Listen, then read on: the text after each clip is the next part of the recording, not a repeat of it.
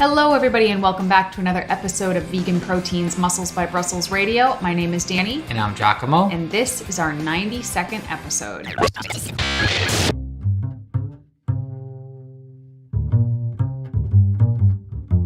Thanks so much for tuning in to another episode, listeners. I hope that you enjoyed the last one or enjoying the last one because it's still being edited right now. Yeah, we're kind of getting ahead right now, which is like new territory for us. First time in a long time. I'm all right with it. Not going to complain. We are actually spread kind of ridiculously thin this week. We are leaving tomorrow morning. In less than 24 hours, we will be in the car driving down to Atlantic City for Plant Built. So we don't really know what the next couple weeks is going to bring. Well, this week will bring awesomeness and chaos. And then we might just like face plant the following week. So we just wanted to have this recorded in advance. Like, the idea of face planting just makes me angry because I'm the angry face planter. I will plant my face onto the bed and can't do anything, but I'll be like, damn it, I need to do something. I have a hard time with it. Well, also, there's a lot of exciting things. It's the end of the year. I mean, when you do your thing and you put creative work out there, the end of the year is a nice time to reflect upon all the stuff that you put out and what you want to do into the new year. So like I have this fear of it's at the end of every year I want to grow into the new year, but am I going to be so burnt out from everything we've been doing that I won't be able to? It's a constant push and pull. Yeah, I felt pretty restored after last year's holidays though, which was new, but I had kind of been taking it easy for a little bit, whereas this year, thus far, that has not been the case. There has been no easy taking Balls in 2022. So yeah, we're getting ready for that, and 𝐃𝐨𝐽's like the heart of his competition season is starting with him competing next weekend at Plant Built, and then the following weekend in Cape Cod, and then 2 weekends later in New Hampshire. Yes. And then 1 weekend after that in Providence, Rhode Island. Worcester. Oh. Is it Am I 5? saying it? Am I boss enough when I say it? No. Damn it. Do it. How do you say it? Well, we just call it Worcester. Worcester. I'm trying too hard. I don't have the Boston accent anymore. That was beaten out of me at a young age, so. But my whole family does, actually. A lot of people don't know this, but my entire family has a strong Boston accent. Like my immediate family. Now it's kind of funny because I didn't notice it when I was a kid. They don't go to the club to dance at the party. They go to the club to go to the potty. That's terrible. In the party. That is terrible. We're not gonna edit that out. You're gonna learn just how cheesy I am. That's why, yeah, I'll leave it there. All right. On that note, that upsetting note. What?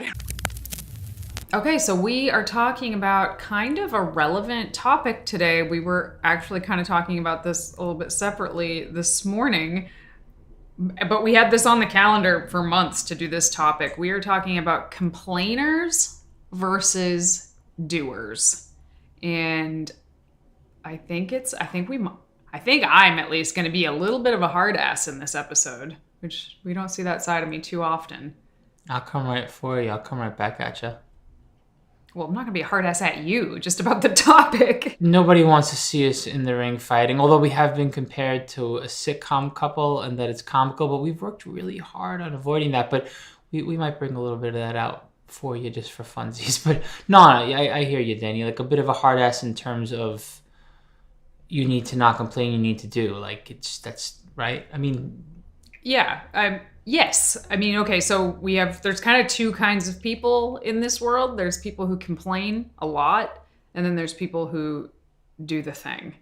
And I don't want to make it sound like you can't kind of be a little bit of both, because everybody complains. Every human being on earth complains sometimes. But there are some people who really do fall into a habit of constantly kind of finding the worst in every situation and really focusing on it, and then sort of using it as an excuse to not do something. I know what you mean. It's hard. I'm trying to like draw inspiration, like big picture wise, like in general, the concept of complaining versus doing, rather than like think about personal experiences and people that I know and whatever. Because the truth is, this is our job. This is what we do as coaches. We work with clients all the time. We think about how to optimize people's lifestyle and how to get them to work on the things that are holding them back, like the complaining versus the doing, And honestly, when it comes to coaching, it's so easy for a client to fall into that trap because you're building a relationship with them. You're learning about their lifestyle. You're asking them to talk out their feelings, their support that's needed. However, like, we're not counselors, right? And you don't want a client to show up session after session, or check-in after check-in, I should say, and they're literally like talking about what they couldn't do, how they couldn't do it, and why they couldn't do it. Well, I think, we all know somebody who complains a lot, right? Everybody knows somebody who's just like, every time you see them, they're just complaining about this, that, or the other. And I find that it's, these are kind of the people that do the least and accomplish the least. Of all the people that I know, the ones who complain the most get the least done. And I guess that's fine if they're not looking to get something done. It's your right to complain. If you want to complain, have at it. But when you spend a good chunk of your time complaining, but then also expect to be making progress at the same time, I actually don't feel like you can have both.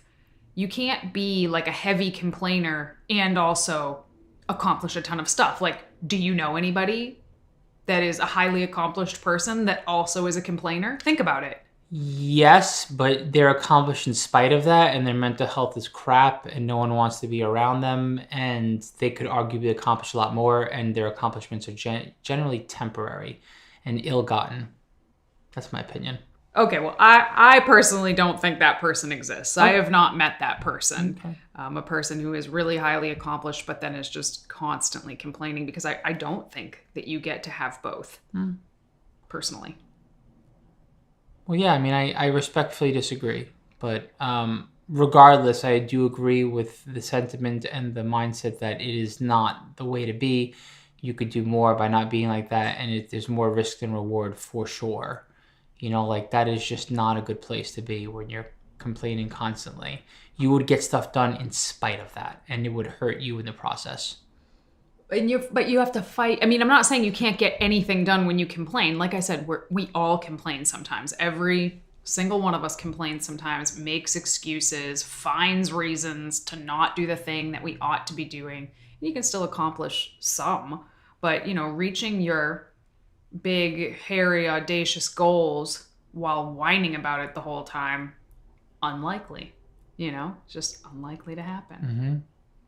So there is science to back up the fact that complaining regularly and frequently, it's harmful. It's harmful to your mental health, in part because a lot of times saying something is similar to experiencing it. And I'm actually reading a book about this right now that had nothing to do with us planning this podcast. I didn't even know what the book was about when I started reading it, but I do, so far, only like halfway through, do recommend. It's called Rip It Up. And it talks about the science behind kind of the as if policy, where you kind of act as if the good things are happening, act as if you're happy. And I'm still kind of on the fence as to whether or not that's like gaslighting yourself or not. I don't know. I'm listening to it. But like I said, there's a lot of science to suggest that, like, when you, for example, smile more, you are happier. So using this principle, the opposite is also true. You frown more, you are more unhappy, even if you're frowning because the scientists told you to just try to get the corners of your mouth as low as you can. They didn't say frown. They say, hey, see how low you can get the corners of your mouth to go. And then they rate how they're feeling afterwards, and it's less happy. It's very interesting. Definitely recommend reading the book, at least. I find it to be fascinating. But, when you're complaining and saying like, ugh, this is so hard, or I just can't do it. I just couldn't get myself to go to the gym, or this happened and it was so hard for me to do this thing, so I just didn't do it. Like all of that, mentally, it just kind of drags you down. I couldn't agree further. But on the other side of this conversation, what about the person who's like, I can do anything no matter what, and they don't get invested in the process and they disillusion themselves into thinking that they're actually doing the thing? Well, those people exist for sure. Mm-hmm. They sure do. And I know some of those people. I do think it's a lot more rare. I think it's a lot more common to just see somebody like whining and complaining about how they're not getting anywhere in life while they're not actually doing anything to get anywhere in life. And it's like, you don't get to complain about the results you didn't get from the work you didn't do. It's kind of irritating and insulting a little bit when they're talking to other people that are trying to do a lot in spite of challenging circumstances. Because I think that's the thing. Everybody, whether you're a complainer or a doer or something in between, everybody has challenging circumstances. Everybody has some challenges that they're going to face throughout the day. It all comes down to like, how are you going to face those challenges throughout the day? Are you going to sit there and talk about all the reasons why that challenge is going to stop you from doing the thing that you want to do? Or are you going to look for a solution and a way through it? Which, you know, if 𝐃𝐨𝐽 knows me, and I'm a very anxious person. I'm a very worrisome person. If something is coming up, I will think of all the things I'm worried about in that situation. But then I find a solution and try to do that solution as best as I possibly can. Have you guys heard of the Vegan Cruise? If not, we want to tell you about it because we are so excited to be presenters on the 2023 cruise, and we would love to see you guys there. So the Vegan Cruise is exactly what it sounds like and so much more. It's a cruise from March 17th to March 24th that leaves from Miami and will be visiting Belize, Honduras, Costa Maya, and the Bahamas on the beautiful MSC Divinia. It is so cool to wake up in a new country every day of the trip, seriously. But as if that wasn't enough, one of the biggest drawbacks of most cruises is that there's nothing vegan to eat. I had a client actually go on a cruise recently, and she said she was shocked at how little she could eat, and for that price, it just was not worth it for her. But that's not a problem on this cruise because all 3 meals are fully catered, vegan, and made by gourmet chefs. You will never be hungry.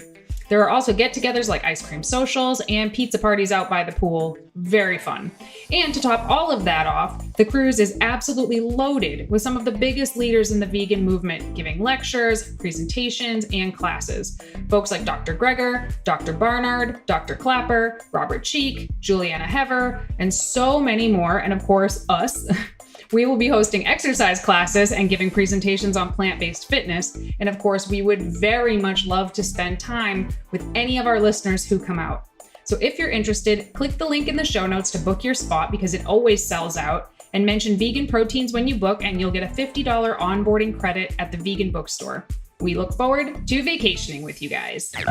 So looking at the science of complaining, there's a few things that come up. One is what I just said, saying something is similar in your brain to actually experiencing it, kind of like how our brains struggle to differentiate between dreams and what actually happens in our day-to-day, which is why nightmares are so physically stressful.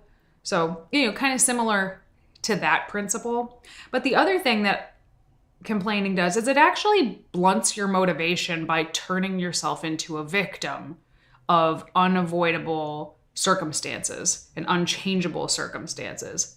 So would you say that through that victimization, it creates a self-fulfilling prophecy where more scenarios come into your peripheral and actually you have a greater chance of failure becoming a reality because you've basically manifested it? I don't know. I hesitate to go that far because I don't necessarily think you can just think good things into your life or think bad things into your life. But I certainly do think that where we focus our attention can grow, even if only kind of in our minds, it can grow. So, if you're constantly focusing on all the reasons why you can't or all the reasons why you're going to fail, that doesn't mean, you're going to get a phone call that says you're fired because you manifested a phone call. But it could mean that you're so focused on all of the reasons that you're going to fail that you miss some of the good opportunities that might just float right by because you were so busy focusing on the bad.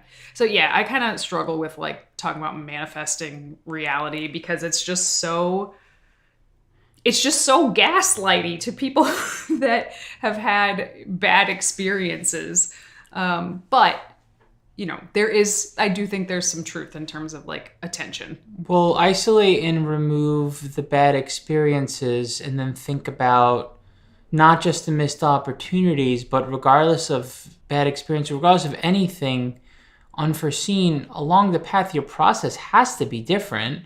To some degree, your process is what is directly responsible for the opportunities that come your way or don't. I mean, don't get me wrong. Surprise opportunities that are just absolutely phenomenally above and beyond awesome do come your way, and you will miss out on those by complaining. But then there's a lot of opportunities. It's kind of like the overnight success analogy. Yeah, that you can create by working hard. Opportunities that you create by working hard. Well, careful how you frame that. I mean, not necessarily like working getting hard, lucky. working smart. And getting lucky, like, let's be real. Doesn't hurt. Some of it is getting lucky. Sure. But yeah, I just feel like that constant victimization of yourself where you're like, oh, it's so hard. And I'm not making fun of anybody, just so we're clear, because I've done that. Like, there have absolutely been situations where I'm just like, oh, why is everything so hard for me? Everything is so hard. But when you get caught up in that, whether you mean to do it or not, you do start to see yourself as a victim of the circumstances.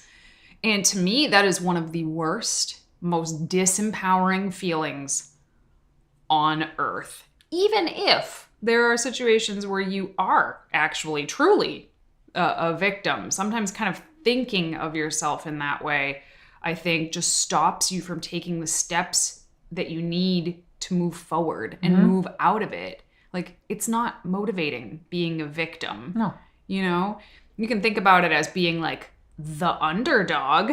I think that's a more empowering stance. Sure. If things are truly stacked against you. There are some little mental tricks you can play there, and I do frequently. but yeah, just watch the words that you say, either to yourself or out loud, because you don't always need to complain out loud, right? We all have that voice in our head that can whine and whimper and complain and be angry. And oh, I got that. Oh my gosh, sometimes I whimper so much. And it's like it's my inner self, like, is a lot of that. But I'd say to myself, what good is doing this out loud? It's just going to be echoed back to me by the people that I lean on for love and support, or the people that I want to have a conversation with. And do I really want this to become my narrative? Like, absolutely not. A little bit here and there is fine. Like, you do need support for your feelings, and you do need your experience to be validated. However, when it becomes like your story arc and all of a sudden you are that person. Well, especially if you're that person to other people. I don't think any of us ever wants our friends or family to be like, oh God, here comes Danny. Wonder what she's going to complain about today. And like, a lot of us know somebody who that's exactly what we think when they, hit our inbox or call our phone. We're just like, okay, here we go. Which brings me to my next part about other things that they've, scientifically studied about complaining, is that it is contagious. And I've actually seen this in our own private Facebook group, not in a really long time, because our Facebook group, our private group right now, they're pretty fantastic and super motivating to one another. But I've also seen this in a million other Facebook groups that we have nothing to do with. Someone will come in with a complaint. Oh my God, this is so hard no matter what I do. It must just be my genetics. I can't do this. I can't do that. And then everybody jumps on like, oh my God, me too. It is just so hard for me. I can't do this. And, there's value in commiserating about struggle. But then there's just like the bandwagon of complaining, and you see it start to spread, and then you see more posts with a much more negative skew and more comments about it, and then more posts, and one rotten apple can spoil the whole bunch. So You have to be really careful about this. And this is also why you need to be careful about the circles you keep as well, because other people not being very self-aware about how complaining and negative they are being or have gotten or this or that, it can start to kind of creep into you as well. And I'm not saying don't have compassion for those people or cut them out or anything, but at the very least, like, try to create an invisible mental bubble around yourself and be aware of it so it's less likely to creep into you. I think, to interject here, there's a happy medium between cutting people out completely and having a bubble around you. And there are certain unavoidable conversations and relationships and time spent in the company of others or around others, and you want to be there for others. But like, I'm going to keep it simple right here. Boundary. I don't think there's anything wrong with having some hard boundaries.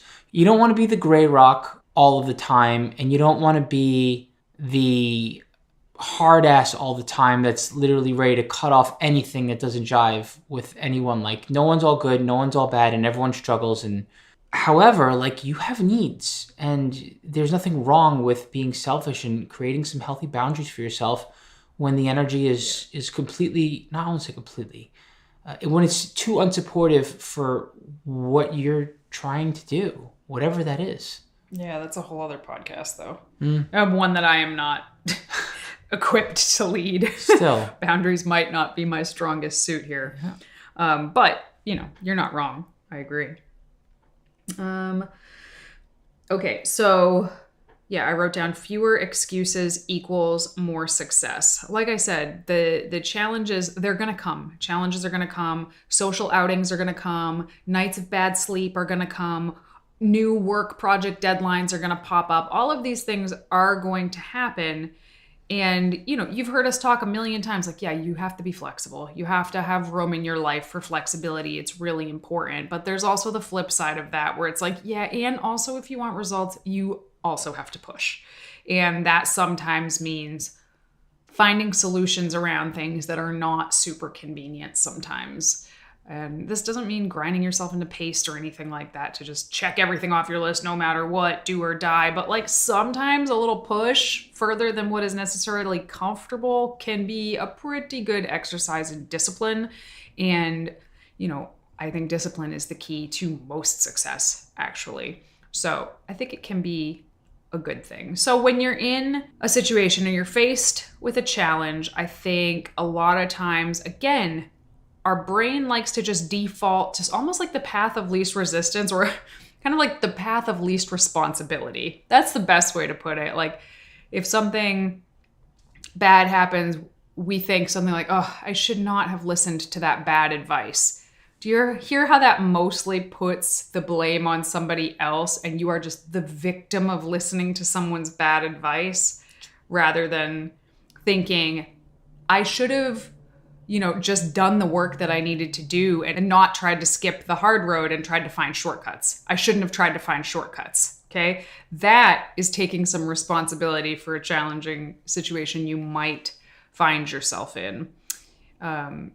Just as one example. So when you find yourself in a hard situation, what I would recommend kind of asking yourself is, what did I do to contribute to this situation? And what could I do to avoid it in the future?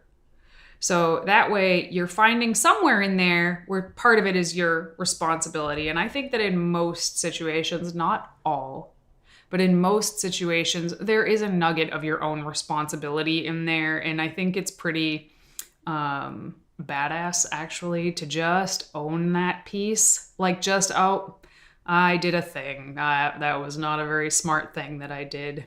And then, okay, how can I not do that dumb thing in the future and end up here again? And yeah, I just think that's like a very mature way to look at most situations.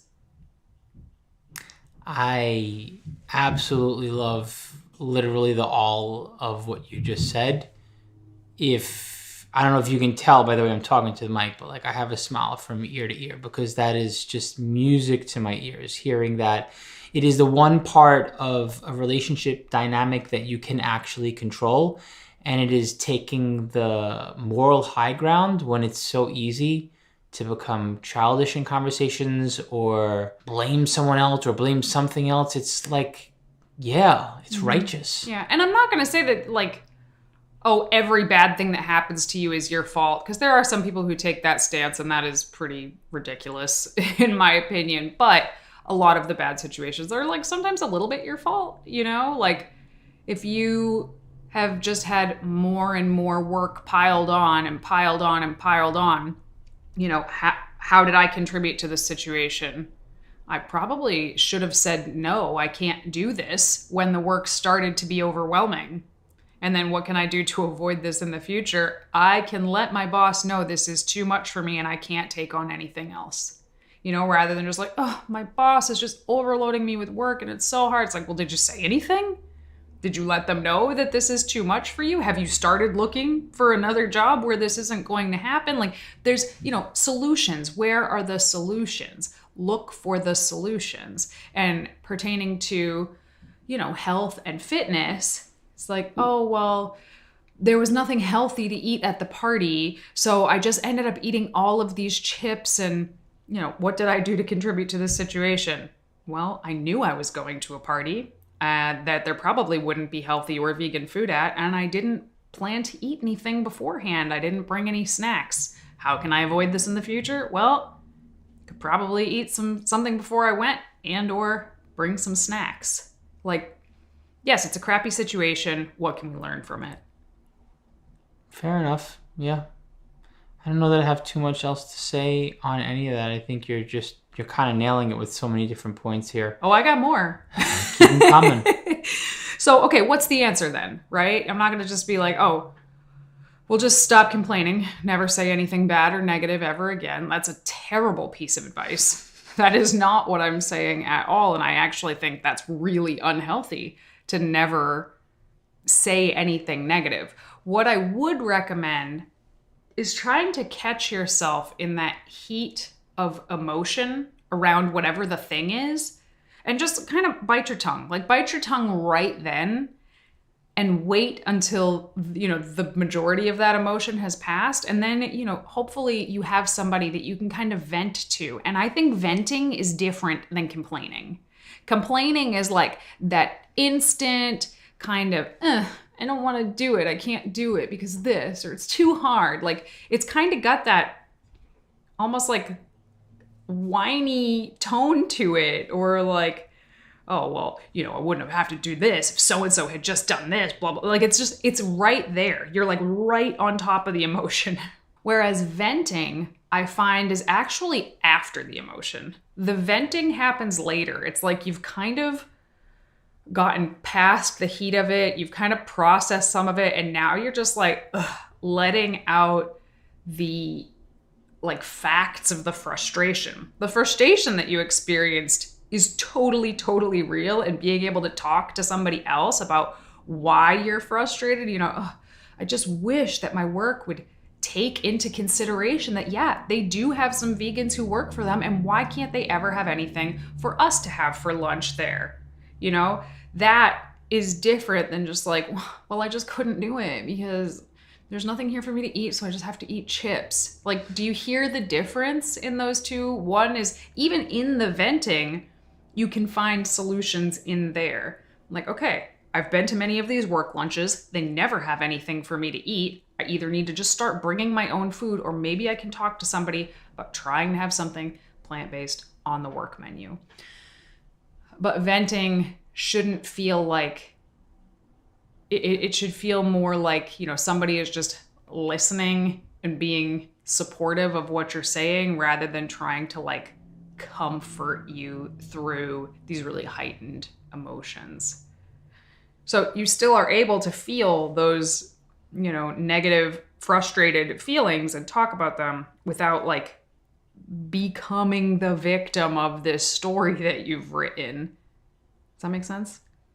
Mostly. I think it could be a little tricky sometimes towing the line between venting and complaining, but if you think about venting as something after the fact and think about complaining as the ongoing thing that's happening while the thing that's happening is right in front of you, stopping you or making it harder for you to keep going, then I think it's a little more of a reasonable cue to know what the difference is between venting and complaining. Yeah, I'm sure there's other differences between them, but that's the one that is like the most obvious to me. Like you're not dealing with the problem in that moment anymore. You're kind of more talking about how you processed through it. Yeah, but I mean, I don't know that it's healthy also to completely bite your tongue in the middle of it. I think a little bit of complaining, especially if it's a critical situation, doesn't need to be a crisis. If it's something that is just like there's a lot of heightened stuff going on, I think to completely bite your tongue can also be a little harmful. I just think you need to like watch the amount of complaining, I guess. I don't know. I don't actually think it's possible to never complain. Yeah. You know, you could try to challenge yourself to that. That's what I was going to try to end this with. Okay. Is kind of trying to challenge yourself to not complain for 7 days or something and just see what that is like for you. You might recognize that you do it more than you think that you do. But I'm also not suggesting, you know, just diving headfirst into what you mentioned earlier, which is just like blind, delusional positivity either. I think that is not the antithesis of complaining, is to just, it's not to be so positive that you just are not even remotely in reality anymore. No, it's a coping mechanism, and at its worst, that can actually really hurt you and hurt others, actually. And at its best, sometimes it gives you a little breathing room, but to actually do that as if on a regular basis or make that like your knee-jerk reaction and response, I don't think that that's healthy either.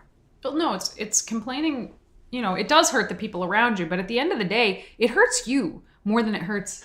You missed my point. I was referring to like the happy-go-lucky, everything's good no matter what. Like I completely missed it. I thought you were. Yeah, it's okay. That's why I'm interjecting. I think there is a little bit of place for that. It's just like anything else. For what? For just like being like everything's okay no matter what, and this is fine, and you know, I'm just gonna be positive for the sake of it. You know what I mean? Like kind of just helps you reset a little bit. But if that's your knee-jerk reaction all the time, then you're constantly going to be shut down. You're not letting other people in. You're not giving yourself a chance to vent in the future. You're not going to think about the fact after the fact. You're not going to be able to process solutions. Like there's so many cons to that coping mechanism where it's a slippery slope. But I do think at times there can be some value in helping yourself just reset and not looking at it as a coping mechanism where you could be like, okay, well, you know, things are going to be all right, and there's reason to think about the positives right now, or just be positive even in a unruly, bad scenario situation. You know, it's more than a mask that you would wear to protect yourself or cope. I think it's just a little bit of that, just like a little bit of complaining can be helpful. It's just, you just don't want to do too much of either of those, for example. At least that's my opinion. You give me the look. What do you think? Oh, nothing. You just lost me. Oh, well, maybe that was too much of a run-on thought. Maybe I lost everybody. Who knows? Did he lose you guys? Let us know. Sorry. I cannot stand toxic positivity. I cannot stand people being so positive that it's like, what earth do you live on? I agree with you there 100%. I could talk about that all day too. But what I was saying was that being negative and complaining a ton actually hurts you the most, the complainer. Yes, it makes other people, it can affect other people as well, but it'll end up affecting you because people don't want to be around you, for one. Two, it actually increases your cortisol in your body. Like I said, it lowers your motivation to actually affect change the more you do it. So, you know, if for no other reason, this is something to think about because it is sneaky. It is kind of under the radar sometimes. You don't even realize how much you're doing it. And I say this as somebody who kind of errs on the like negative side of things. I am not the glass is half full type of person naturally. So if anybody recognizes how it creeps in, I do. But you do want to try to nip it in the bud because it is not harmless. So yeah, I would say, try and challenge yourself to a period of time where you say, start with a day. Start with one day. I'm not going to complain I've already failed. It's 3:00 in the afternoon. I failed hours ago. But, just think about it. Think about what you're saying and how often you are turning yourself into a victim to let yourself off the hook for things you said you were going to do that you didn't do. I mean, I know that's a hard pill to swallow, but think about it. Because the more excuses in your life you can eliminate, the more success you're going to find in the long run. Hey listeners, we hope you have been enjoying this episode and we appreciate your love of all things vegan fitness. For those of you who want even more support on your vegan fitness journey, check out our Muscles by Brussels community and become a member. By joining the team, you are one of our exclusive VIPs. As a member, you'll find over 200 macro-friendly, high-protein recipes that can meet any of your meal planning needs. You'll also receive training programs that update monthly. This training has progressive overload built into it, so you can be sure if you're following the program, you are making progress. All of this and more is located inside our VeganProteins members-only app. As a Muscles by Brussels member, you'll unlock bonus courses, challenges, and more every month.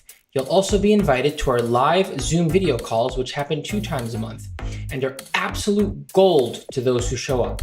And if you can't make the calls, don't worry, you have the opportunity to email us whenever you want. You'll receive a video response to all of your questions from one of the coaches here at VeganProteins every time you message us. Members also receive 40% off many of our other services. And of course, our private community of like-minded individuals is like no other. Best of all, you can try this membership out for a full month at no cost to you with this special offer for our listeners only, because we appreciate and want to fully support you. Use the link in our show notes to sign up for your free trial today. We hope to see you on our next live coaching call. Okay, today we're going to be doing something we haven't done in a long time. We are going to be reviewing Monkey Feet.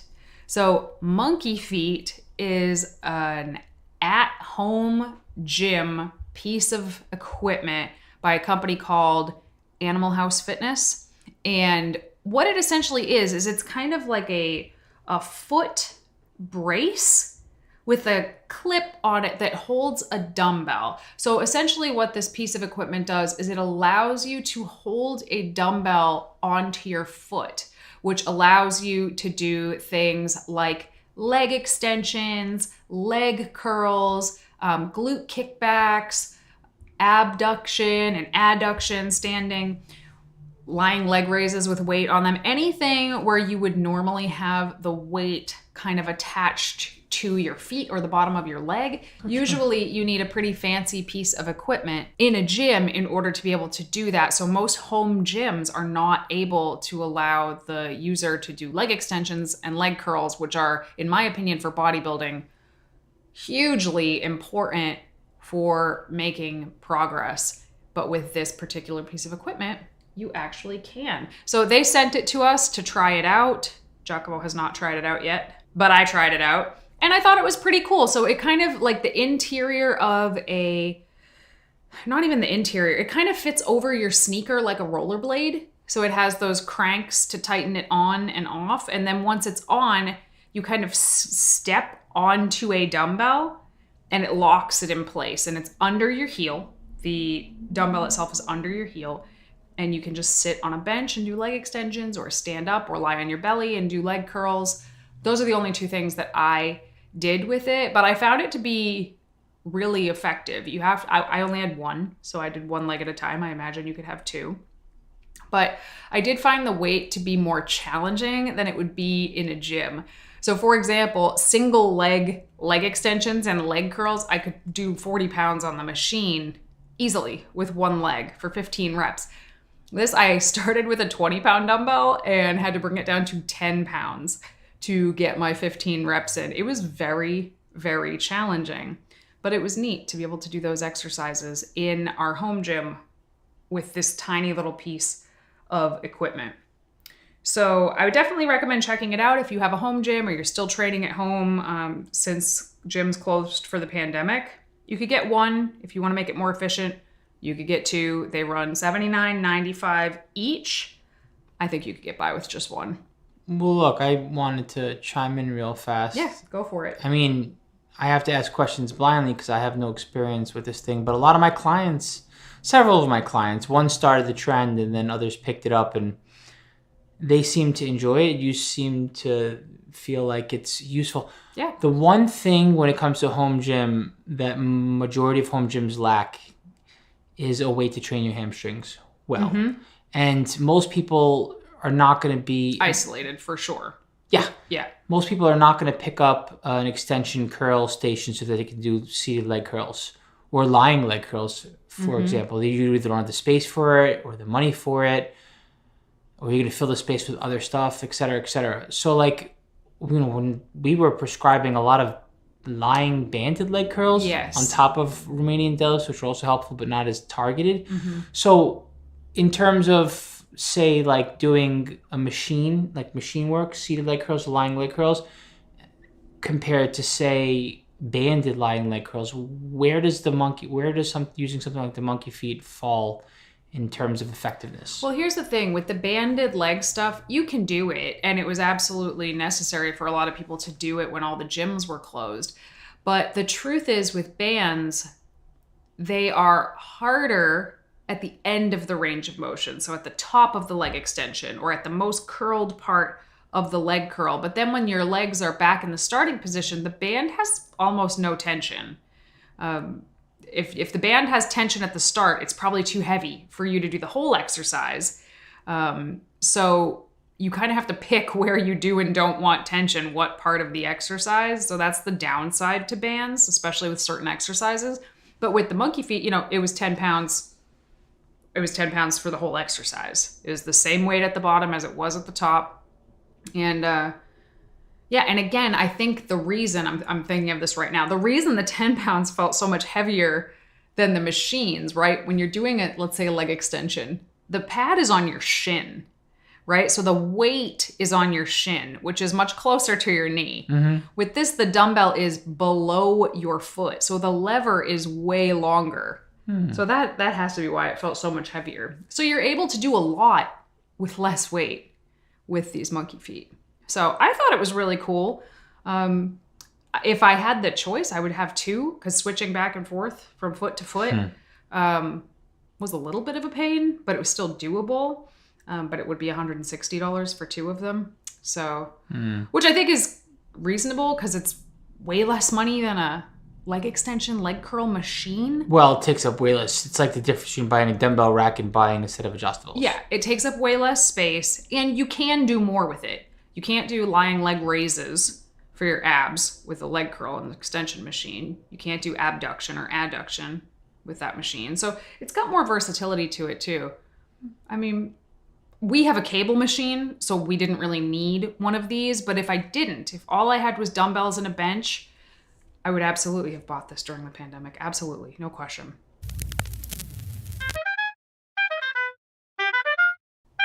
Okay, 𝐃𝐨𝐫, this question is for you. So in order to gain muscle and lose fat, you need to eat more protein, but be in a slight caloric deficit. How do I do that? I don't have a lot of time to make meals, so I usually end up eating foods I could just put in the oven, like chips and a meat substitute. I think they mean like fries, like British chips, like frozen fries. Okay. And a meat substitute. What vegan sources of food have good protein in them? Okay, so the real question here is, how do I eat more protein and also be in a slight caloric deficit? But it also needs to be convenient. Yeah, and if it's convenient, even better. Mm-hmm. More protein while in a deficit, and ideally it's convenient. There's so many options to give you. I think the first step is thinking about convenience because it's the path of least resistance and it's a personal preference of yours. We got recipes up for convenient stuff like 5-minute seitan, 5-minute vegan taco meat. Like you can literally take something like Vital Wheat gluten and you can mix it up with damn near anything. Usually just like water or, yeah. You can be kind of plain. Huh? You can mix it up with just water. It would just be kind of plain. It would be kind of plain. And maybe like throw some poultry seasoning or something to make it interesting. A little bit of peanut butter goes a long way. But yeah, Vital Wheat gluten is crazy versatile. Throwing protein powder into your oats is actually really delicious, satiating, and versatile. You don't like proteins, do you? I don't. But a lot of people do. It's just me. I love proteins. I can eat proteins like forever, honestly. Other ideas, putting some nutritional yeast on top of your vegetables is one that will continue to repeat again and again and again because you can literally toss like 15, 20 grams in of something that's very dense in protein, high in B vitamins, and actually enhances the flavor of your vegetables and enhances the texture of the vegetables. Just makes them, especially like if you have an air fryer, if you toss those into the air fryer like that, ooh, nice. It gives like a nice like cheesy crust to your vegetables, like on broccoli, for example. Other thoughts? Well, if you can batch cook stuff up in advance, that's the move. I will cook up ribs and burgers and chicken and stuff like that, like a month's worth. You spend like, I did the math. I think my friend and I, we made 25 pounds of vegan meat in 5 hours together. It's been enough to last us for well over a month. And then you just grab and go. And you have enough out for a week or two so it doesn't spoil. You freeze the rest. So batch cooking in advance, not just for the week, but like for the month, get your proteins ready and right. I mean, hey, you can always buy the store-bought stuff. But, you did mention like the meat analogs and not wanting to only have that as your option. And I'm sure protein isn't like the best solution to that, like protein powder. So, thinking of other things, think of foods that they infuse. These days, believe it or not, you know how like caffeine sneaks its way into everything because they just want to sell something and they know you'll gravitate towards caffeine? I find that protein is like that these days. Like companies find a way to up the protein in everything. And I know this because when I'm bulking, I have to like watch the kinds of foods that I eat or my protein will get too high. Like high protein pasta, for example, or like Banza, I'm not sure how you pronounce the brand name, but like you can get a decent amount of protein without it being a protein pasta. Or you can go straight to a protein pasta like Exploration black bean pasta. Then another option, for example, spacing out, it's the high protein cereal, like a Special K high protein cereal or a 𝐃𝐨𝐧'𝐭 high protein cereal where it's not a protein cereal, but you're still getting... You gotta check both of those because they're not all vegan. Good call. Yeah. Yes, always check the labels. Don't assume every flavor is vegan, even if like the majority of them are. Sometimes there's a flavor too of something that's not vegan because it's accidentally vegan. But yeah, 𝐃𝐨𝐧'𝐭, Special K, like you're getting what, 10 grams a serving? It adds up. But you can also get straight protein cereals. Like there was this Protein Plus brand that Danny brought home once, and it was like you were basically eating protein, like something that was texturized that was straight protein. Oh, one other one that I really enjoy. I'm sorry, I hope I'm not giving you too much, right?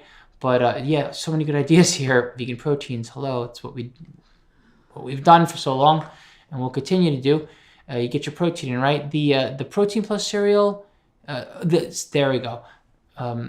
There's my thought. TVP or TPP, textured vegetable protein, textured pea protein, TSP. I don't think that acronym's ever going to catch on, but textured sunflower protein. Point is, like, texturized proteins are so versatile. Just picture like a crunchy, dried up protein that you can flavor up into being ground beef or bacon bits or granola, or you can bake with it, or you can mix it into your oats. And it's I wouldn't say it's straight protein, but it's typically those sources are very high protein, little to no fat, and low to moderate carbs at best. And you can do so much with staples like that. So yeah, I'd recap, but I just threw a lot at you. So hopefully all those tips work for you. Look at the recipes on our YouTube channel because they're free. Go to our Vegan Proteins, just type Vegan Proteins and you'll find our YouTube channel, and go to the playlist and look at the recipes. There's not all of our recipes there, but we have a chunk of them. And if you like them, then you can get step-by-step instructions on how to prepare them. You can change the serving sizes of them on our recipe database, and you get a whole lot more on our recipe database, which is private. However, you can become a Muscles by Brussels member and have access to over 200 recipes, and they're all moderate protein to high in protein and macro friendly. Thanks so much for tuning in to another episode of Vegan Proteins, Muscles by Brussels Radio. Shoot us an email anytime by hitting the contact button on veganproteins.com, or message 𝐃𝐨𝐧'𝐭 or Danny at veganproteins.com, and we will get back to you almost always with a video response. Follow us at Vegan Proteins and get into some conversation, or hit us up in our messages or DMs on all of the socials, and maybe even join our Facebook group, Muscles by Brussels Radio, and we can keep this conversation going. Once again, my name's 𝐃𝐨𝐽. And I'm Danny. And we will talk to you soon.